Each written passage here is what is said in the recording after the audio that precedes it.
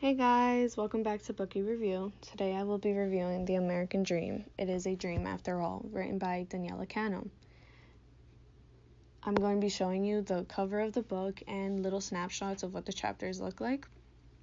As you can see, the chapters, the name of the chapters are very attention-grabbing, as well as the animations above. This shows her voice in a unique way, letting the reader know exactly how strongly she feels through her use of strong and uncommon language and writing. And I'm going to be giving you a small summary of some of the vital claims and topics that she speaks on. In the very beginning of the book, she explains the origins of the American Dream by referencing Thomas Jefferson's claim to the right of life, liberty, and the pursuit of happiness in the Declaration of Independence.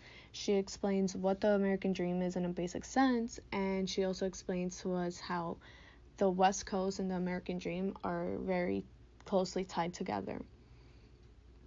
The next part of her book is how she starts to explain why the dream is false.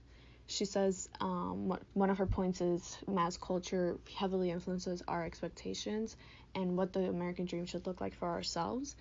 And they have been greatly responsible for the misinterpretation of the American dream. Another point she makes is how society would be misplaced without it. All that is left without the dream is unsureness, and you don't know if all your hard work is actually going to pay off. And this individually and collectively can be very scary for society.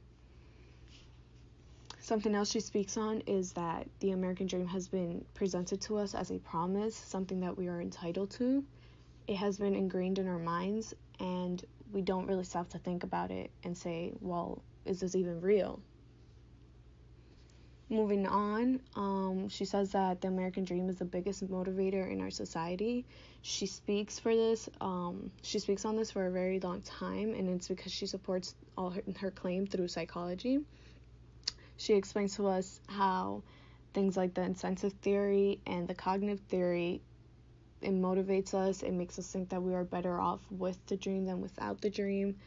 And all of our behavior is due to the expectations that we have of ourselves. One of her other vital points is materialism. The dream is too materialistic, which never brings true happiness. And she speaks on this by referencing to The Great Gatsby and the moral lesson it tried to teach all of us. And lastly, one of her other points was that the American dream is set out to be merit-based, which is not true because it doesn't take into account racial and socioeconomic disadvantages in society. She finishes off by reminding us how important the dream is in our society and how easy it is to believe it. But despite the comfort it brings to all of us, it's nothing beyond a dream and a fantasy. I recommend the book. It touches on unspoken topics involving the American dream. It makes you question a long-held belief and values and principles in our society. And she uses strong language, thoughtful ideas, and thorough examples to make you examine and think in depth about the American dream. Go to the bookstore and indulge your brain in some critical thinking. Thank you for watching. Follow us on social media to stay updated on various book reviews.